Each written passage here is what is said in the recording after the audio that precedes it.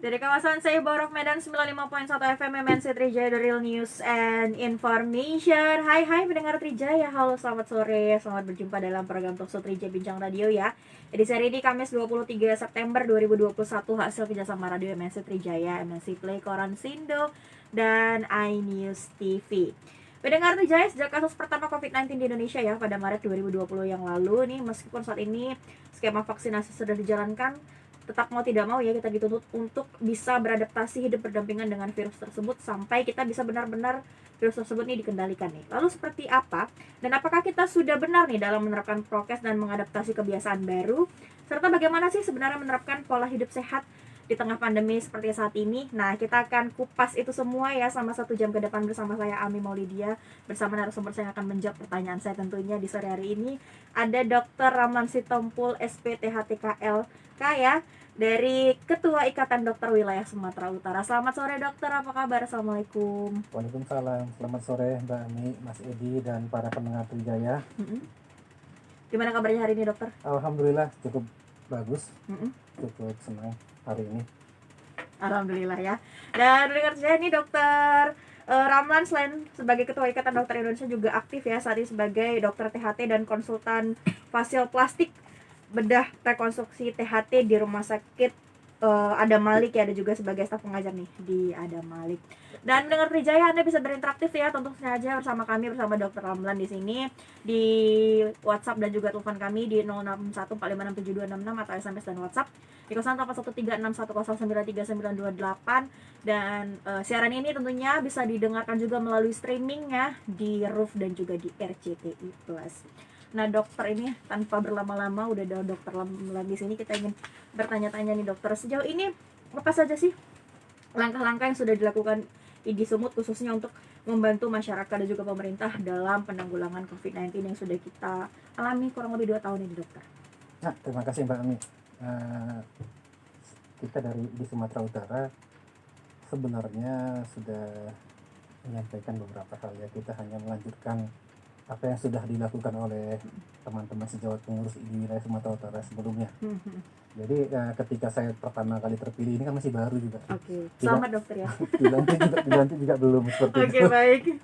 Nah, jadi yang pertama kita lakukan adalah melakukan konsolidasi terhadap seluruh ketua di cabang di Sumatera Utara supaya kita maksimal bisa berkontribusi terhadap kondisi pandemi COVID ini, terutama kepada masyarakat seperti itu. Contohnya, kita langsung melakukan pembentukan tim brigade siaga pandemi COVID. Artinya kita siagakan seluruh dokter yang ada di Sumatera Utara. Bila mana sewaktu-waktu terjadi hal yang membludak kasus seperti ini, harapan kita semoga tidak terjadi ya. Tapi biar bagaimanapun kita harus bersiap-siap bahwasanya mana tahu terjadi membludak atau mungkin ada suatu daerah yang dokternya kolaps gitu kan, kita bisa mengisi gitu loh, mengisi kekurangan-kekurangan yang ada di situ, kekurangan terutama dokter ya, supaya masyarakat kita pastikan mendapat pelayanan kesehatan di situasi pandemi COVID seperti itu. Oke, baik. Nah, ini dokter, gini kita juga kalau ngomongin soal ID dan juga Sumatera Utara ini, pemerintah Sumatera Utara sudah melakukan berbagai upaya ya. Salah satunya kemarin kita nih saat ini juga kita tengah melakukan PPKM dokter. Dan informasi terakhir bahwa kasus penyebaran COVID di Sumut ini belakangan mengalami penurunan. Seperti apa nih tanggapan ini dokter? Secara pribadi ya saya sampaikan bahwasanya PPKM itu sebenarnya salah satu hal yang sangat efektif ya.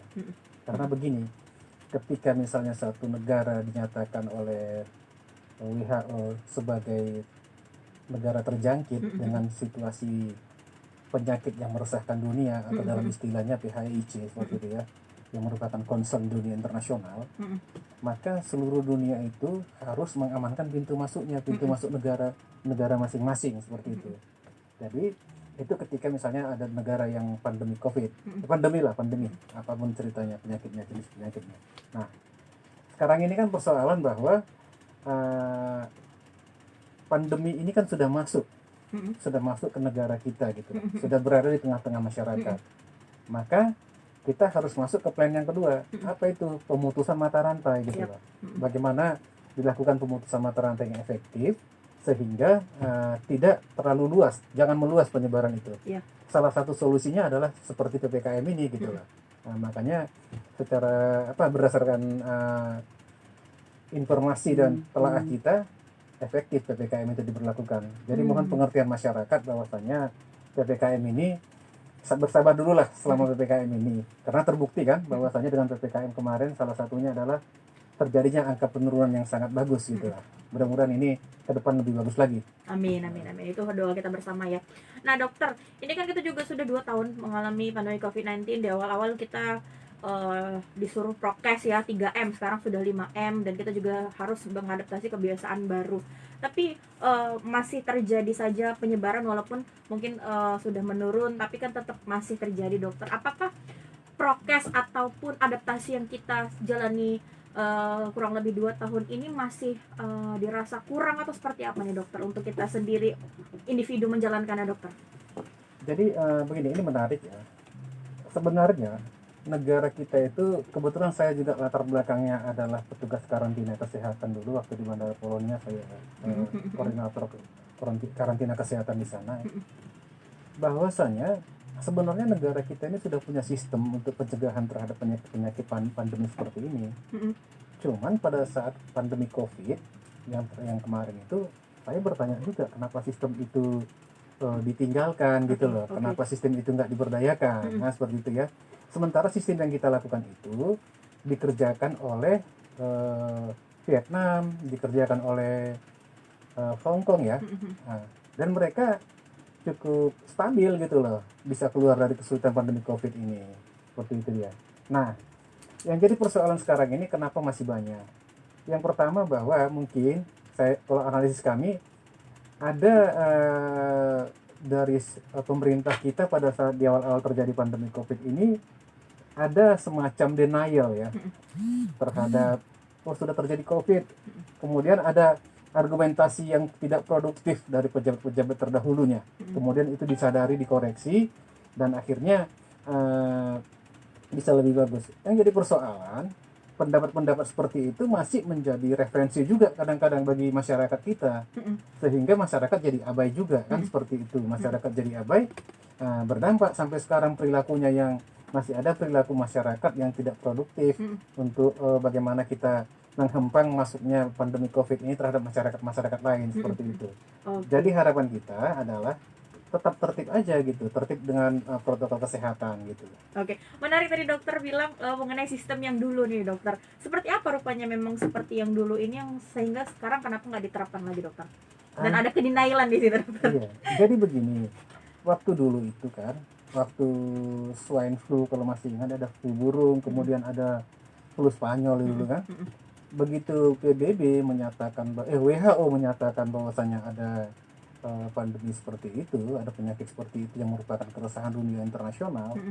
Nah pada saat saya masih bertugas di karantina itu, kita udah dapat informasi itu, langsung kita bersiap-siap di seluruh pintu masuk negara.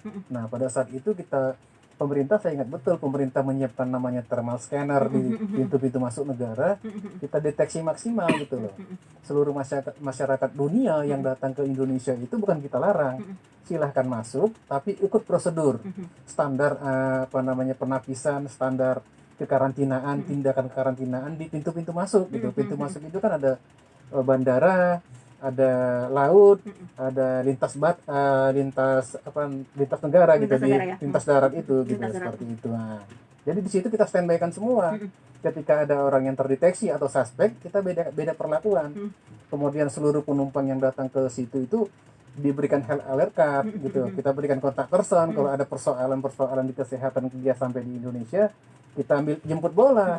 Nah, sistem itulah yang kemarin itu sempat tidak berjalan gitu loh. Jadi sedikit ada keterlambatan mungkin dokter ya? Iya, tepatnya begitu. Oke, baik. Dan mendengar Trijaya, tentunya Anda ya bisa berinteraksi bersama kami di 4567266 atau SMS dan WhatsApp di 081361093928. Nah juga kalau kita ngomongin pandemi COVID-19 ini, dokter sepertinya cukup patuh untuk menggunakan masker lah ya, menggunakan hand sanitizer ini adalah masyarakat yang ada di perkotaan. Tapi kalau kita sedikit melihat di perkampungan, daerah pinggiran, ini bahkan cuek abai. Bahkan di kota Medan sendiri, di beberapa daerah ada yang istilahnya menganggap COVID itu tidak ada nih dokter. Ini seperti apa ide menilai pola pikir seperti ini masyarakatnya? Apa kurang sosialisasi, edukasi, atau seperti apa dokter? Jadi kan ini mohon maaf ya, saya pernah baca juga ada semacam literatur seperti itulah ya. Dari survei dunia internasional, memang ada pengaruh dia bahwasanya ketaatan terhadap prokes itu terhadap yang pertama status pendidikan, Oke. yang kedua sosial ekonomi gitu.